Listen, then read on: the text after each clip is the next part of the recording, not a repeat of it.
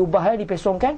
Tapi Alhamdulillah hari ini Islam datang sebagai cahaya yang memberikan kebaikan kepada wanita dan kepada manusia sejagat. Itu saja daripada saya. Aku qali hadza wa astaghfirullah li wa lakum. Assalamualaikum warahmatullahi wabarakatuh. Assalamualaikum warahmatullahi wabarakatuh. Jadi majlis diteruskan dengan ada pemberian soalan daripada Jepun. Soalan pertama, tak berdosa ke sekiranya seorang isteri tak benarkan suaminya ambil harta dia? Bukankah seorang isteri tu harus dengar cakap suami? Baik, saya jawab terus. Seorang isteri memang kena dengar cakap suami, tapi pada hak-hak yang diwajibkan oleh Islam untuk dia taat. Contoh, suami ingin bersama dengan isteri pula okey, tak ada demam, tak ada sakit apa, dia wajib memenuhi permintaan suami dia. Suami kata awak jangan keluar rumah, sebab orang perempuan bila kahwin, antara kewajipan dia tidak boleh keluar rumah melainkan dengan minta keizinan suami. Baik, kalau dia langgar haram. Tapi kalau benda-benda yang Islam bagi kepada dia untuk dia buat pilihan, suami paksa, tak boleh. Contoh, suami kata, awak ada duit kan? Ada. Pak, sini duit awak. Tak boleh bang, ni duit saya. Saya bukan boleh, ni duit saya. Kalau saya nak bagi, saya bagi. Tak nak bagi, saya tak payah bagi. Suami kata, tak, awak kena dengar cakap saya, taat kepada saya. Tak, tidak begitu Islam.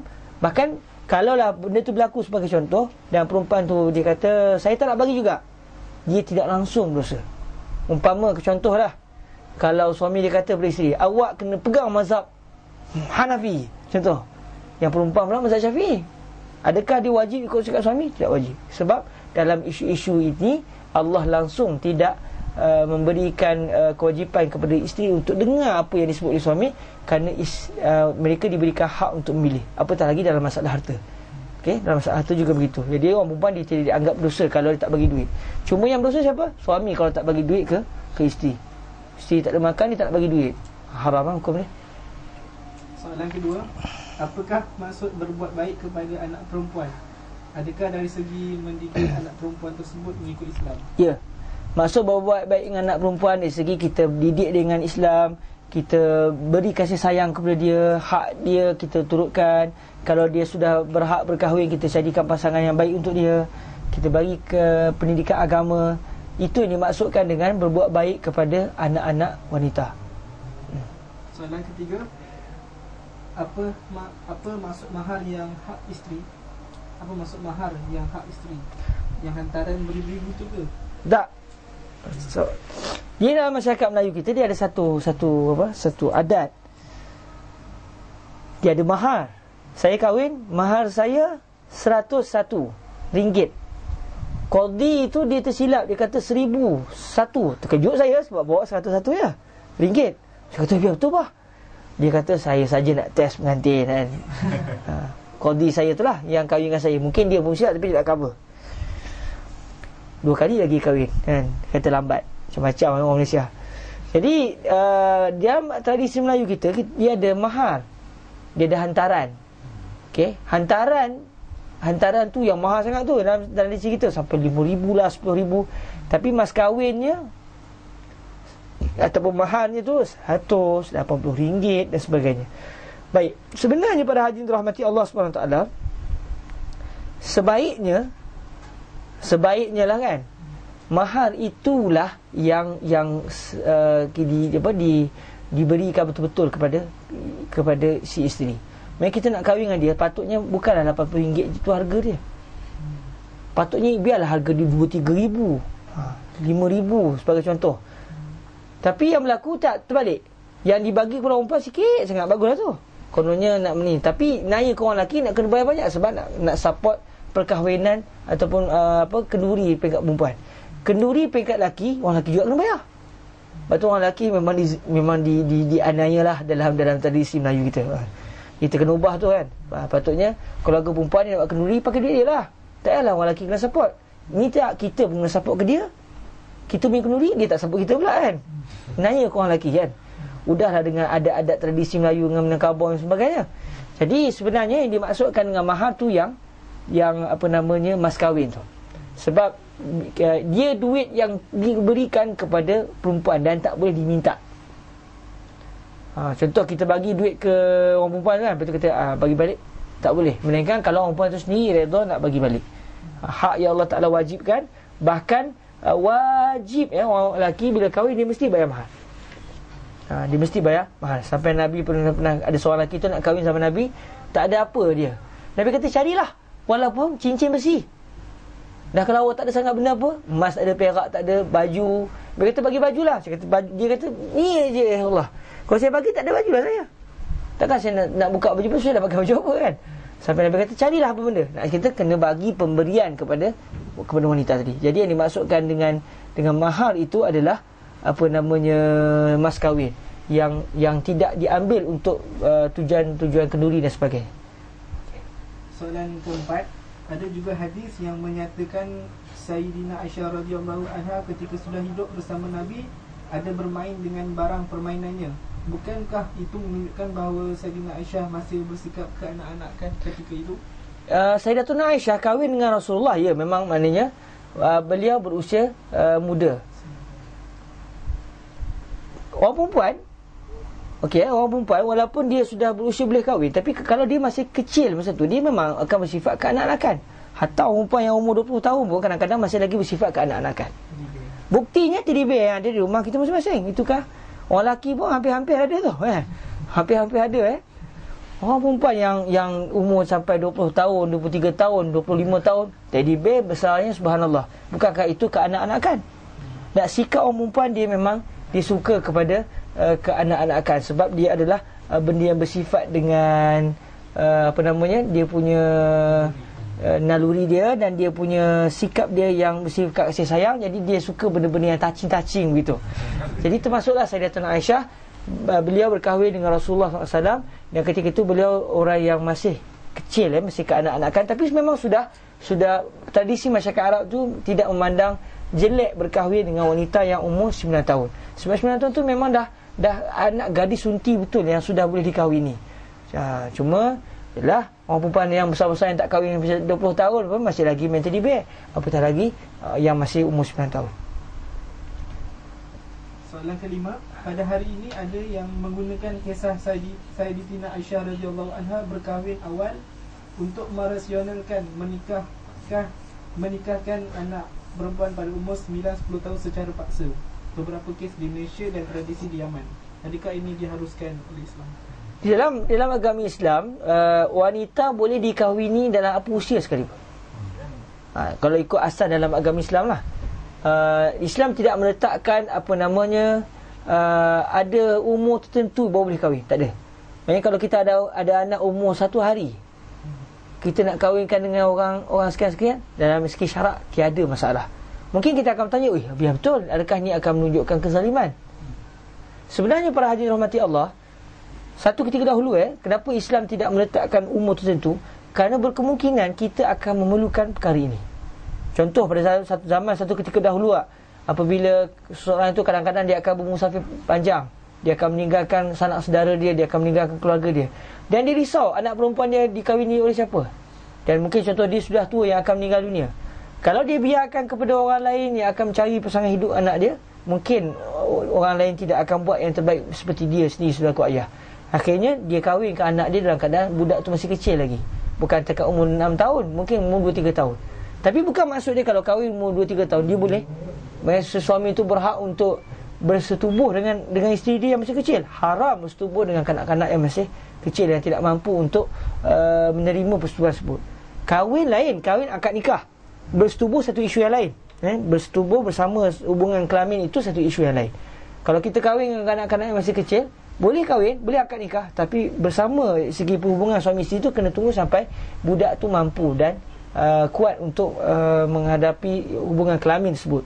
Jadi masyarakat seperti dahulu ketika mereka bermusafir, pergi perang dan sebagainya, jadi oleh kerana mereka mungkin akan meninggal dunia, mungkin akan terbunuh dalam peperangan, dan mereka ada anak-anak, dan mereka risau macam mana suasana ataupun hidup anak mereka selepas ni. Jadi kerana itulah Islam datang dalam keadaan umum gitu dan tidak meletakkan tahap umur tertentu, supaya kalaulah kita terpaksa untuk menggunakan perkahwinan di peringkat kecil, kita boleh kahwin tanpa ada sebarang dosa dari sudut syarak. Walaupun begitu, para hadirin dirahmati Allah, sebuah kerajaan atau pemerintah, dia kena melihat itu Islam dari segi asal membenarkan. Tapi kalaulah dengan kebenaran ini, Islam tidak mewajibkan mengahwini anak-anak kecil. Islam membenarkan. Kawan nak buat, tak nak buat, tak masalah. Tak nak buat pun tak apa, nak buat pun tak apa. Tapi kalaulah dengan kebenaran yang luas ini menyebabkan nasib anak-anak perempuan dizalimi, contoh berlaku di tempat mana-mana, contoh yang mengahwinkan anak-anak sehingga akhirnya bila dia besar dia tak ngam dengan suami dia, itu pula suasana yang berlaku. Jadi di saat itu kerajaan berhak untuk menetapkan umur paling minima yang dibenarkan orang perempuan berkahwin pada umur tersebut. Dia panggil benda mubah, benda yang diharuskan asalnya, tetapi pemerintah meletakkan, menyempitkan benda tersebut. Dan benda itu tidaklah diharamkan oleh Islam. Jadi sekiranya perkara yang asalnya dibolehkan oleh Islam, diharuskan oleh Islam, tiba-tiba membawa kepada kemudaratan pada satu keadaan, pemerintah berhak untuk tidak membenarkan perkara tersebut. Dalam satu kaedah disebut,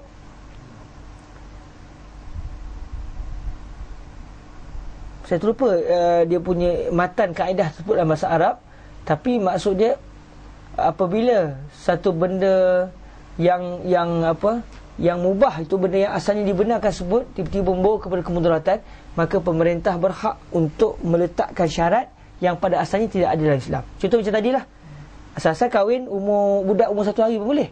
Tapi kalaulah pada zaman kita benda itu membawa kepada kemudaratan, maka ketika itu pemerintah berhak untuk mengatakan, sebagai contoh, tak boleh kahwinkan anak-anak melainkan pada umur 23 tahun, 24 tahun contohnya.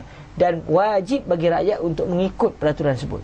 Kalau tak ikut pula dengan alasan Islam membenarkan, haram kepada rakyat tersebut. Kerana Islam membenarkan dari segi asal, tapi bila pemerintah sudah mengatakan tidak boleh kerana membawa kepada kemudaratan pada zaman secara tertentu, secara khususnya, maka wajib bagi pemerintah, wajib bagi rakyat untuk mengikut ketetapan yang telah ditetapkan oleh pemerintah, yang mana kalau kita tak ikut ketetapan tersebut membawa pula kepada kemudaratan pada zaman kita.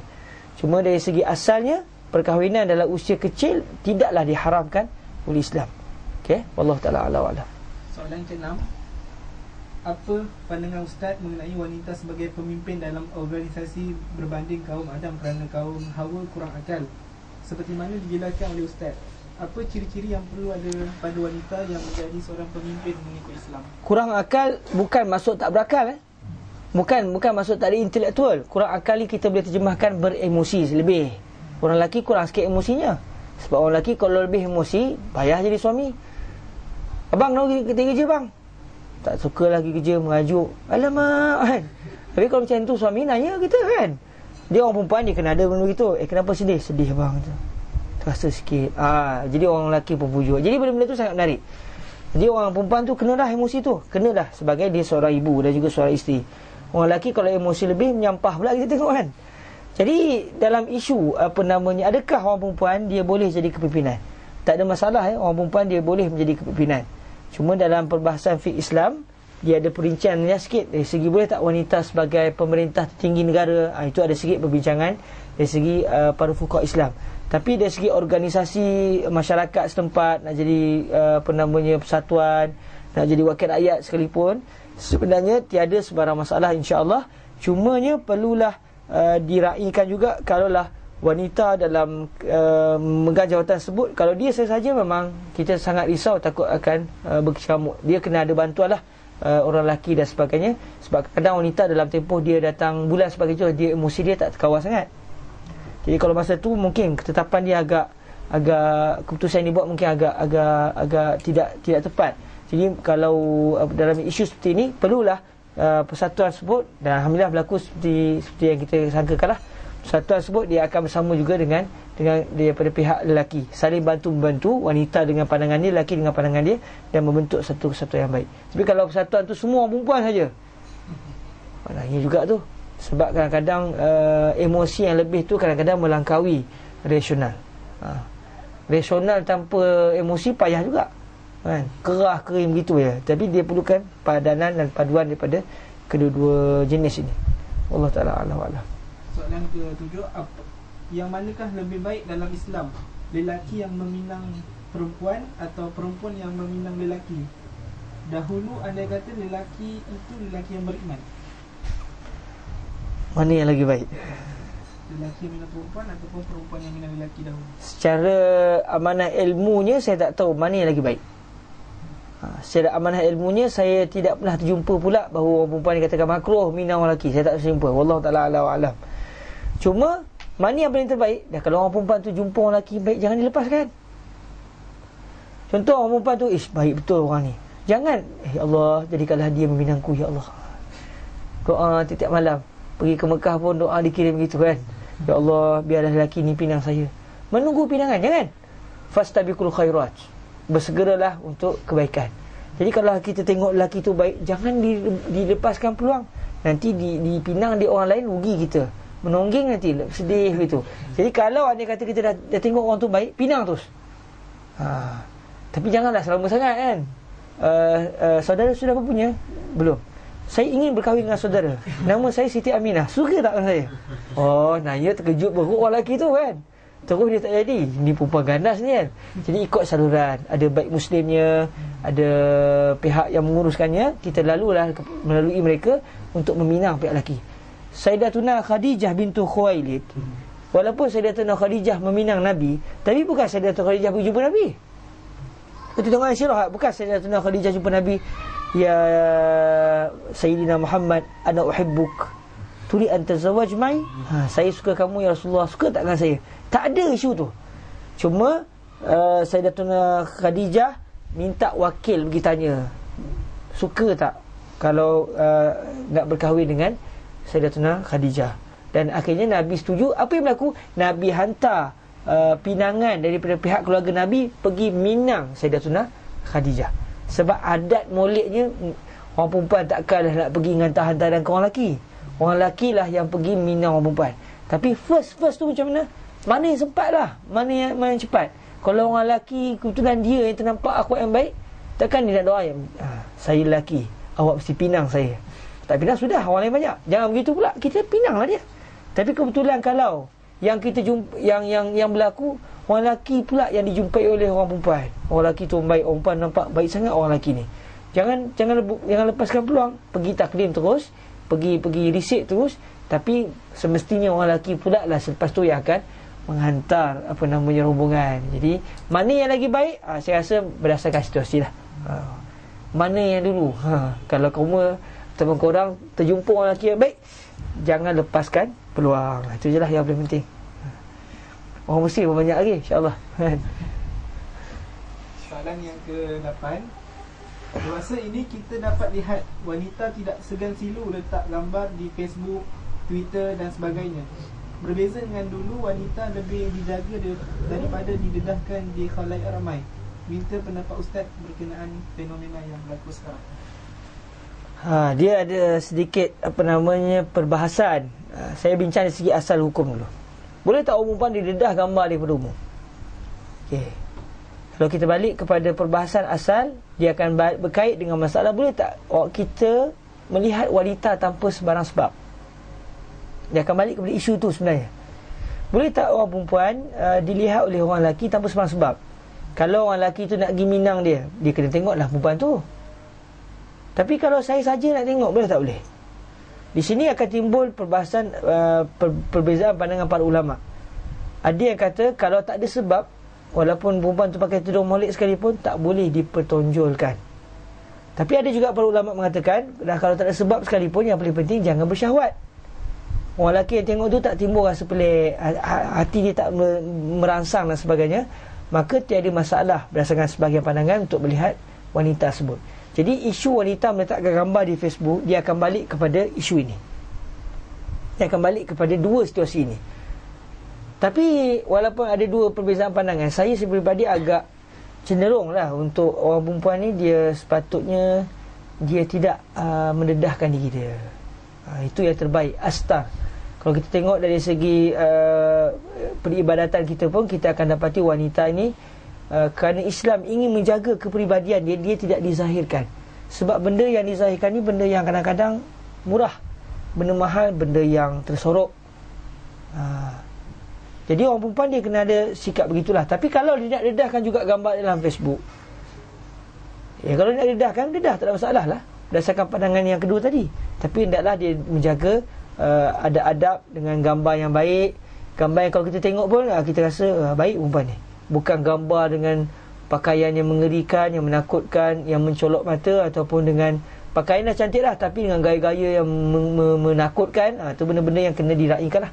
Cuma saya pribadi, saya sangat gembira kalaulah wanita itu lebih tidak menonjolkan gambar dia dalam Facebook dan sebagainya. Tapi itu pandangan pribadi saya lah.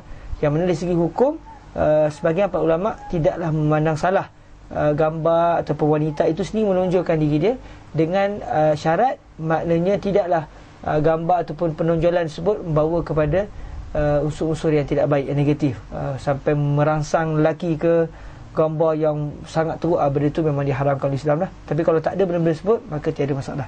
Cuma saya pribadi, saya lebih suka kita ambil pendirian yang pertama. Dan kalau tak ada keperluan, tak payahlah kita dedahkan sangat. Itu lagi baik. Sebab benda mahal ni benda yang tidak dijaja sangat. Wallahu ta'ala a'lam wa a'lam. Soalan yang ke-9. Tidakkah wanita berhak untuk menentukan pasangan hidupnya? Atau jika ada calon pilihan keluarga dan calon itu juga orang yang baik-baik, kita perlu ikut pilihan ibu bapa? Okey, dia akan balik kepada masalah adakah seorang keluarga ayah dia boleh paksa tak anak dia kahwin. Okey, dalam mazhab Imam Syafi'i kita, dia ada satu perbahasan, dia istilahnya al-wali al-mujbir. Al-wali al-mujbir ni maksud dia ayah si perempuan tu sebagai contoh yang diberikan hak untuk menentukan siapakah suami kepada wanita tersebut. Pun begitu para hadirin rahmati Allah ya. Ini juga antara isu yang sering ditimbulkan, yang menunjukkan seakan ada paksaan kepada wanita. Seakan wanita tak berhak untuk milih. Yang pertamanya dalam isu ini, dia bukanlah persepakatan para ulama. Ada para ulama tidak berpandangan pandangan mazhab Imam Syafi'i. Orang perempuan sendiri berhak untuk kahwin dengan siapa dia nak kahwin. Dia nak kahwin, dia bukan keluarga dia. Bukan ayah dia nak kahwin. Ayah dia nak kahwin, dia carilah orang lain. Kalau anak perempuan yang kahwin, anak perempuan dia yang berhak cari. Itu pandangan sebahagian para ulama kita lah. Walaupun begitu, dalam mazhab Imam Syafi'i, sekalipun ayah berhak untuk memutuskan siapakah suami kepada anak perempuannya, dia letakkan juga syarat-syarat yang tidak menzalimi wanita. Contoh, yang bakal mengahwini anak gadis dia adalah orang yang memang kena betul dengan status mereka. Bukanlah dia cari orang yang kaki dadah. Ni isteri awak, suami awak kaki dadah. Itu tak boleh, itu menzalimi. Maksudnya dia kena cari calon yang mana masyarakat kata calon ni sangat baik untuk anak awak. Dan yang kedua, antara syarat juga tidak boleh berlaku permusuhan di antara ayah dan juga anak. Kalau ayah tu memang bergaduh dengan anak, lepas tu dia paksa pula anak dia kahwin, ketika tu tak boleh. Sebab menunjukkan seakan-akan ayah tu telah pun cuba nak menzalimi anak dia. Ni ayah dengan anak dia mengki close, tak ada masalah apa, cari pula orang yang terbaik untuk anak dia. Maka ketika itu berdasarkan mazhab Imam Syafi'i, orang perempuan ketika itu dia kena ikut pandangan ayah dia. Pun begitu, yang terbaik tidak begitu. Yang terbaik dalam mazhab Imam Syafi'i sendiri pun yang terbaik tidak begitu. Ayah tak paksa anak. Cuma ayah tanya, apa pandangan awak? Setuju tak? Itu yang terbaik sebab nak kahwin anak dia. Kenapa benda ni timbul? Sebab kadang-kadang kalau kita biasa bergaul dengan masyarakat secara umum, kadang-kadang wanita dia pilih pandangan dia sendiri. Apa yang berlaku? Akhirnya pandangan dia tak tepat. Dia minat orang lelaki, ayah kata jangan, abah tengok lelaki ni tak elok untuk kamu. Ayah, saya nak kahwin ayah, saya cinta ke dia, kami sanggup belah lautan api, bahkan belah apa benda pun kami sanggup belah. Kan? Apa yang berlaku? Kahwin juga. Biasanya kahwin 2-3 hari, selepas tu berlakulah perceraian, berlaku ketidaksepakatan. Kenapa? Sebenarnya kadang-kadang orang perempuan, dia kerana emosi yang terlampau tadi, dia pandang cinta ke seorang lelaki, dia akan cinta terus tanpa memikirkan secara dalam. Menyebabkan banyak kes yang berlaku perkahwinan kerana cinta membawa cinta yang tak tepat ni. Akhirnya apa yang berlaku? Hidup mereka selepas tu tidak aman. Sebab tu dari sudut ini, Islam menaikkan juga kedua-dua pihak. Si ayah sepatutnya ditanya pandangan sepatah anak dia. Dalam masa yang sama, ayah juga eloknya tengok juga siapa yang akan menjadi anak menantu dia. Banyak saya melihat keluarga-keluarga tertentu yang mana ayah tak bersetuju sangat, nampak macam tak kena dengan keluarga dia, calon anak menantu dia. Tapi dah kerana anak perempuan minat sangat, suka sangat, kahwinlah. Tapi berlaku akhirnya kadang-kadang keluarga tak aman, akhirnya berlaku berantakan dan sebagainya, sebab kadang-kadang pemilihan tu tak tepat. Jadi sebaiknya dalam isu ini, sebagai seorang ayah, dia elok tengok siapa menantu dia. Dan masa yang sama, kalau dia ada calon, dia tanya sepatah kepada anak dia. Sebab kalau tidak, takut nanti anak akan merasakan dia dipaksa oleh ayah dia untuk berkahwin dengan orang yang dia tidak mahu kahwin. Jadi dalam isu ini, itulah isu dia. Pun begitu, tidak ada sebenarnya paksaan dalam perkahwinan. Bahkan si ayah tidak boleh mengahwinkan anak dengan orang yang tidak selayaknya untuk anak perempuan dia. Sebab bisnes. Dengan sebab bisnes. Maksud dia? Company. Ya, dia sama, contoh ada sahabat kita di Mesir tanya, kalau dengan sebab bisnes, ayah dia ada bisnes, yang ni pun ada bisnes, nak kahwinkan anak mereka, pun sama isu dia. Lihat adakah calon rakan bisnes dia sesuai atau layak untuk anak dia. Jangan anak itu dijadikan sebagai alat untuk menjadikan bisnes mereka semakin rapat. Akhirnya anak pula yang bermasalah. Lihat anak rakan bisnes tu kena tak kena dengan dia. Kemudian tanya sepatah pada anak perempuan dia, setuju tak setuju. Kalau dah anak perempuan dia tak setuju dan tak rasa seronok dengan tu, buat apa kita paksa anak kita? Kita nak kuatkan bisnes, gunalah cara lain. Itu yang lebih baik daripada kita paksa anak kita kahwin dengan orang yang dia tak nak. Wallahu ta'ala a'lam. Soalan yang ke-11, nak tanya berkenaan isteri. Taat pada suami atau taat pada ibu? Manakah yang lebih perlu? Boleh Ustaz beri panduan kepada kami? Taat pada suami atau taat pada ibu? Apabila seorang perempuan sudah berkahwin dengan suami, dia still wajib taat kepada ibu dia. Tapi dalam masa yang sama, dia juga wajib taat kepada suaminya. Kalaulah berlaku berlaku penindanan di antara dua ketaatan ni, suami kata tak payahlah, gilah. Yang mak kata gilah. Sebaiknya kalau boleh bawalah bincang supaya tidak berlaku pertemuan ni. Tapi kalau berlaku juga pertemuan, yang dia kena ikut lebihnya adalah suami dia. Bukan dengan maksud dia tidak mentaati ibu dia, sebab dia ketika itu bertanggungjawab kepada suami dia. Pun begitu para hadirin rahmati Allah SWT, yang terbaik janganlah usahalah gunalah kepakaran kita sendiri untuk tidak mewujudkan perbezaan pandangan di antara ibu dan juga ibu dengan suami. Kalau kita dah kahwin, kadang-kadang berlaku juga sebenarnya. Ibu ada pandangan, ibu kita orang lelaki pun sama, ada pandangan, kita pun ada pandangan, isteri kita ada pandangan. Macam mana kita nak relatekan benda tu? Jadi benda tu lah yang perlu kepada kebijakan kita sendiri. Yang paling penting berusahalah untuk tidak mewujudkan penindanan tersebut. Tapi kalau berlaku juga, maka si isteri dia hendaklah patuh kepada suami. Tapi kalau suami dia minta dia patuh benda yang membawa kepada kezaliman mak ayah dia sendiri, tak boleh lah begitu. Contoh suami kata, dah awak jangan telefon dengan mak ayah awak. Tak boleh begitu. Dia juga berhak untuk telefon mak ayah dia. Tu mak ayah dia. Tapi kalau contoh tahun ni balik ayah mana? Suami kata, dah tahun depan ayah rumah mak awak sebagai isteri, tahun ni ayah lah belah rumah saya. Kan? Yang mak perempuan tak, mak juga tak tahu mesti rumah mak betul. Jangan pergi mana-mana. Awak sebagai suami kahwin dengan anak saya, kena ikut dekat saya. Macam tu Naya. Jadi dalam isu ini kalau berlaku pertemuan, bincanglah boleh. Tapi kalau terpaksa juga, si isteri ikutlah suami. Okey. Wallahu ta'ala a'lam. Soalan yang ke-12. Subhanallah, sampai 12 soalan. Rasanya tadi Ustaz tak sentuh lagi bahagian ni. Apa ciri-ciri yang perlu ada pada wanita yang menjadi seorang pemimpin mengikut Islam? Ciri-ciri yang ada pada wanita? Ciri-ciri pada wanita untuk menjadi seorang pemimpin. Okey, para hadirin yang dirahmati Allah SWT, kalau ini pengalaman saya lah kan. Kalau dalam Islam dia letaklah syarat-syarat sebagai pimpinan ni, antaranya juga orang yang memang paling utamanya dia, kalau kita tengok dalam syarat-syarat kitab-kitab fiqh disebut, kalau kepimpinan ni selain pada syarat az-zukurah, kalau bagi ulama yang mengatakan mesti orang lelaki lah. Tapi bagi kepimpinan secara umum, apabila orang perempuan tu dia layak untuk pegang jawatan tersebut. Contoh, kalau dia nak pegang jawatan sebagai menteri, kalau dia buta, dia pekak macam mana jadi menteri? Atau nak pegang persatuan, kalau dia buta ataupun dia kudung, kaki tak ada, tangan tak ada, payah pergerakan. Jadi secara mudahnya, ciri-ciri seorang wanita yang berhak untuk jadi kepimpinan ni sama juga dengan ciri-ciri lelaki dalam jawat sebarang jawatan.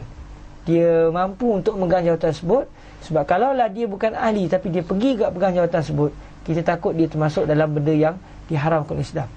Duyatil amanah kan, fa iza duyatil amanah fantaziris sa'ah. Apabila amanah diabaikan, maka tunggulah kedatangan hari kiamat. Dalam masa yang sama, ciri-ciri yang lain adalah ciri-ciri yang perlu adalah pada kepimpinan Islam. Sebagai contoh, amanah dia, takwa dia, dia nak pegang sebuah kerajaan ataupun sebuah negara ataupun sebuah masyarakat, dia hendaklah berdasarkan syarak. Dia tak boleh ikut akal dia. Itu syarat yang mana-mana pimpinan begitu, baik lelaki baik perempuan. Dia tak boleh bawa negara dengan otak dia. Dia kena berdasarkan syarak. Sebab kalau dia bawa ikut otak dia, maka dia bercanggah dengan prinsip kepimpinan Islam. Kerana dalam Islam, kepimpinan itu adalah berdasarkan kehendak Allah, bukan berdasarkan kehendak nafsu manusia. Jadi secara umumnya, syarat-syarat ataupun ciri-ciri kepimpinan wanita sama dengan ciri-ciri kepimpinan orang lelaki. Dari segi amanah dia, dari segi dia mengetahui selok-belok hukum secara kasar, dan melakukan sebarang program persatuan ataupun program kenegaraan itu berdasarkan kehendak dan juga apa yang dituntut oleh Islam itu sendiri. Wallahu ta'ala a'lam wa a'lam. Soalan yang ke-13. Kini ramai wanita yang berkejaya dan berpendidikan tinggi. Apabila berumah tangga, adakah mereka perlu berhenti kerja untuk menguruskan rumah tangga disebabkan gaji suaminya sudah mampu untuk menanggung keluarga, ataupun suaminya menanggung? Baik, para hadirin dirahmati Allah SWT, antara benda yang sering menjadi perdebatan hangat lah dalam kehidupan rumah tangga ni, dah jadi macam forum baik Muslim lah bukan soalan perempuan keistimewaan wanita ni, ada soalan baik Muslim lah. Kalau dah kahwin tu nak buat apa Ustaz? Gitulah soalan dia. Lebih kurang lah, boleh belaka lah Selalu benda bila pasangan telah berkahwin lah, yang belajar tak lagi bila start kerja nanti. Isteri pun nak kerja, suami pun nak kerja. Kalau tak ada anak, tak apa lagi. Kalau dapat baby, macam mana? Siapa nak jaga? Isteri kata, abang lah jaga, saya nak kerja. Raya Jadi dalam segi tradisi biasa masyarakat, baik tradisi masyarakat Islam ataupun masyarakat bukan Islam, yang akan menjaga anak-anak adalah wanita. Kadang-kadang kalau kita tengoklah secara amanah, orang perempuan ni tak masalah kerja. Dia nak kerja ke, dia nak apa, tak ada masalah. Okay? Hatta kalau suami dia dah berkejaya sekalipun, kalau dia nak kerja pun tak ada masalah, dengan syarat dia tidak mengabaikan tanggungjawab suami dia dan tak juga mengabaikan tanggungjawab dia sebagai seorang ibu kepada anak-anak dia. Ini kalau dia pun kerja, suami dah cukup dia pun kerja, sampai maknanya terabai tanggungjawab suami, terabai tanggungjawab anak-anak. Jadi sebenarnya kita telah membuka ruang untuk memperak-perandakan keluarga. Perkahwinan itu antara benda yang terbesarnya adalah untuk menjaga hubungan harmoni antara suami isteri dan juga untuk mendidik anak-anak. Jadi dalam isu pekerjaan wanita ni, kalaulah suami memang tidak cukup kewangan untuk menampung kehidupan berkeluarga, maka antara yang dapat membantu juga adalah apabila isteri juga bekerja, menampung. Walaupun asalnya wanita tidak wajib bekerja. Memang kalau suami tak cukup duit, isteri kata, abang cari duit elok bang, cara baiklah abang cari duit betul-betul. Kalau abang tak cari duit betul, saya akan pergi ke qadi dan saya akan minta fasakh. Dia pun berhak sebab walaupun dia berhak kerja, dia boleh kerja, tapi dia tidak wajib bekerja. Pun begitu, wanita hari ini banyaklah membantu suami, kan? Dia bekerja terasa untuk membantu suami dan keluarga. Satu benda yang baiklah. Cuma yang paling penting, kalau dia nak bekerja, jangan membawa kepada sampai terabai hak suami dan juga hak anak-anak. Kadang-kadang kan, kalau kita tengok yang berlaku hari ini, anak-anak berpelesiran, anak-anak masalah, adalah kenapa? Kerana ibu tidak menjaga anak-anak. Bagi ke orang, letak ke rumah, minta orang gaji jaga. Akhirnya pendidikan anak-anak tu tidak berlaku. Pendidikan yang terbaik daripada rumah. Lepas tu saya secara peribadi, alangkah baiknya walau dengan apa keadaan suasana hari ni pun, alangkah baiknya kalau wanita dapat menumpukan tugas asalnya yang tepat, iaitu pendidikan anak. Tapi kalau nak kerja juga tak ada masalah, kerja lah, dengan syarat tidak mengabaikan anak-anak dia. Tapi alangkah baiknya kalau dia dapat menumpukan sungguh, ataupun dia mencari pekerjaan yang tidak membawa kepada pengabaian anak. Maksud pengabaian ni bukanlah maksud dia semestinya dia sendiri kena jaga anak. Dia boleh minta orang lain tolong jaga, tak ada masalah. Orang gaji itu juga antara cara untuk menjaga anak. Tapi kadang-kadang anak-anak akan kurang kasih sayang, kurang kemesraan.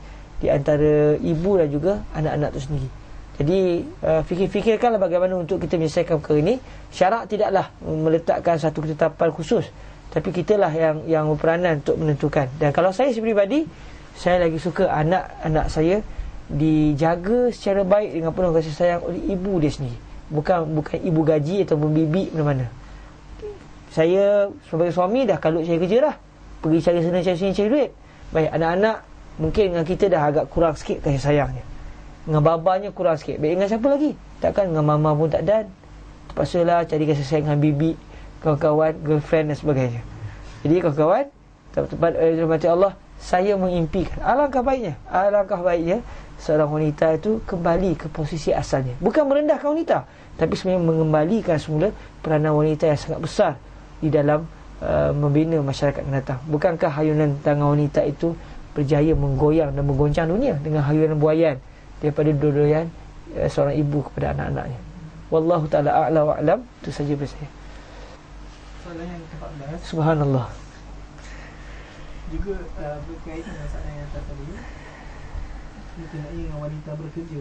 Kadang-kadang timbul konflik siapa yang patut diutamakan, suami atau majikan. Islam meletakkan suami sebagai prioriti.